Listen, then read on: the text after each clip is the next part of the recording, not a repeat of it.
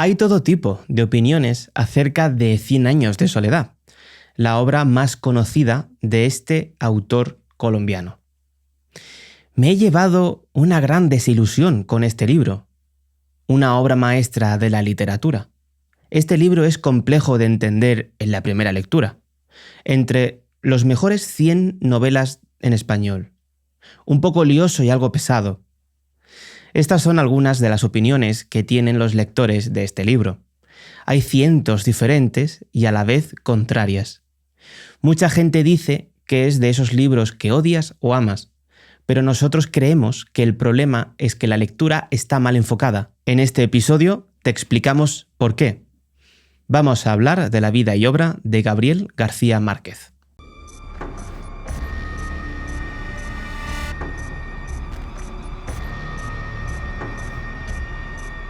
Yo soy Noelia. Yo soy Axel. Y esto es Casa Drohan. Cuando tus raíces te marcan tan profundamente en el alma, no puedes deshacerte de ellas. Gabriel fue un autor intensamente arraigado a su tierra, sus costumbres y su historia.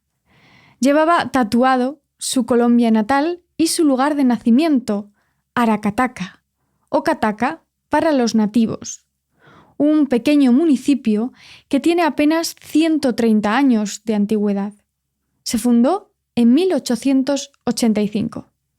Allí mucha gente encontró refugio y tranquilidad, pues la historia de Colombia en aquellos años está llena de guerras. Las peleas entre liberales y conservadores provocaron multitudes de contiendas civiles.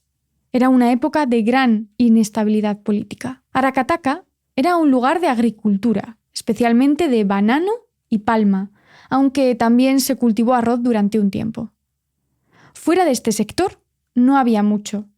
Además, la compañía bananera o United Fruit Company, UFCO, era una empresa multinacional proveniente de Estados Unidos que explotaba la comercialización y producción de banano en el lugar.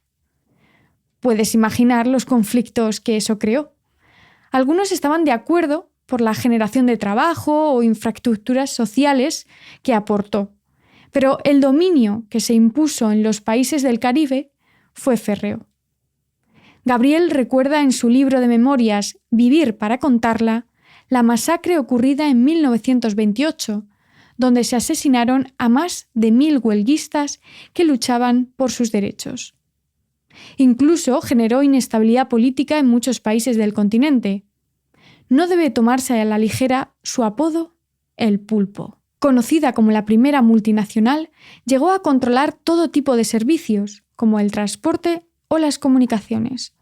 Muchos creyeron que había desaparecido este gigante monstruoso con el suicidio de su presidente, pero lejos de la realidad, hoy sigue funcionando convertida en otra marca, Chiquita Brands. Así, Aracataca se convirtió en un lugar humilde, pequeño y de tradiciones. De hecho, una de las primeras cosas que destacan en el lugar es la iglesia cristiana situada en la plaza del pueblo, una herencia típica de los españoles. Gabriel nació en este peculiar rincón de Colombia en 1927.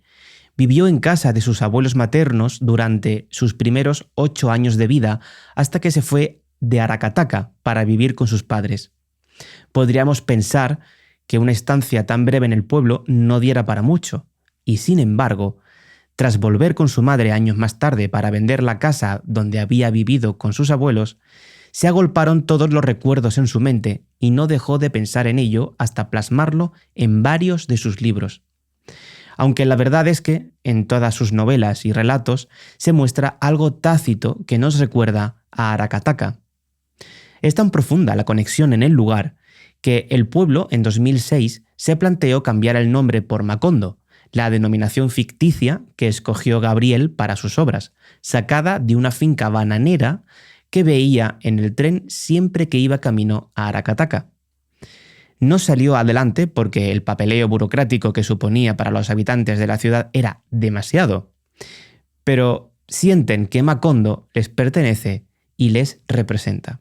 Si te falta algún libro de Gabriel o quieres empezar a leerlo, acude a nuestra librería, libreriacasadrojan.com. 100 años de soledad no se creó así de la nada. No fue una historia que Gabo tenía en la cabeza y que quería plasmar algún día en un papel. Mucha gente cree que Macondo y sus gentes nacen con esa obra, pero no. Su huella es tan grande que se plasma en sus primeros escritos. La hojarasca, su primera obra publicada, aunque ya había escrito algunos cuentos en periódicos anteriores, está situada en Macondo. Ahí empieza el banco de pruebas. Es curioso ahondar en la historia tras haber leído 100 años de soledad, porque te das cuenta de que algunos lugares y personajes se crean en la hojarasca.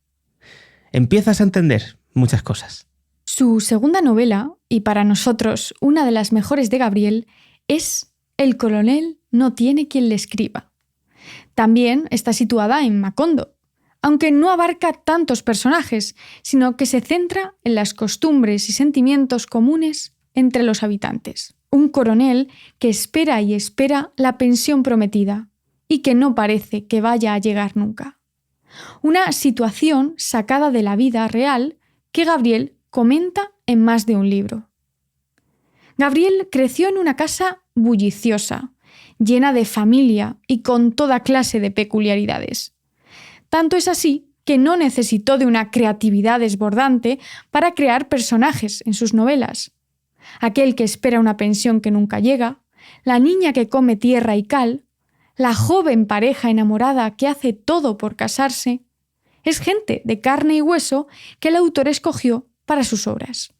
Por ejemplo, su antología de relatos Los funerales de Mamá Grande, basada, como no podía ser de otra manera, en Macondo, es un gran campo de pruebas. Aparecen muchos de los personajes que luego veremos en 100 años de soledad. Es un título que recomendamos leer previamente a la conocida obra, ya que se explica la vida de algunos personajes que se da por entendida luego en 100 años de soledad. Aunque tiene otros muchos libros maravillosos, como Del amor y otros demonios o Crónica de una muerte anunciada, que no están relatados en Macondo, si quieres adentrarte en esta mágica ciudad, te recomendamos leer antes sus primeros títulos. Así podrás entender mejor su evolución y el porqué de muchos hechos, conflictos y personajes que aparecen en su obra cumbre. Los engranajes encajan a la perfección. Además, si por último lees su autobiografía, Vivir para contarla, comprenderás la obra en toda su plenitud de este increíble escritor. Es curioso que Gabriel aprendiera a leer gracias al método Montessori. Eso le depositó la confianza que necesitaba y hasta le decían que valía para ser escritor. Desde niño tenía alma de narrador. Tanto es así que él mismo confiesa en sus memorias: creo, sin ninguna duda, que en ese momento era ya un escritor de escuela primaria al que solo le faltaba aprender a escribir. Puede que eso nos revele una verdad escondida. Los escritores son gente diferente. No necesitan escribir y publicar para tener alma de. Es esa sensación de que vivir no tiene sentido si no escribes, que solo aquellos que lo padecen entienden.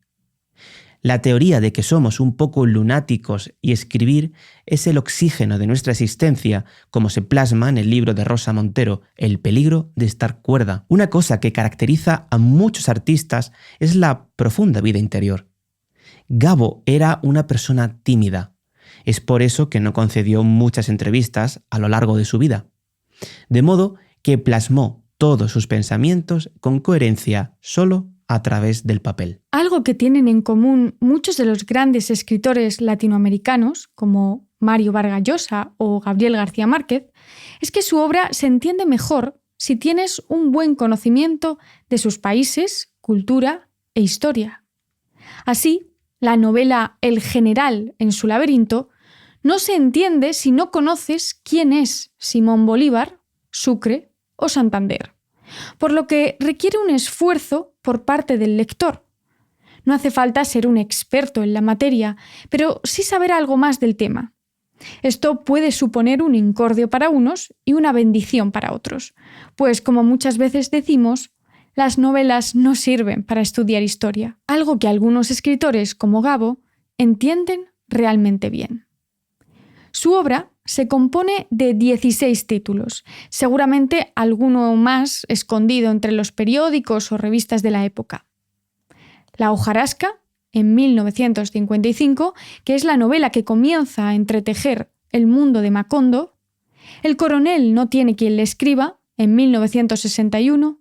La mala hora, en el 62. Los funerales de la mamá grande, en el 62. 100 años de soledad, en el 67. El otoño del patriarca, en el 75.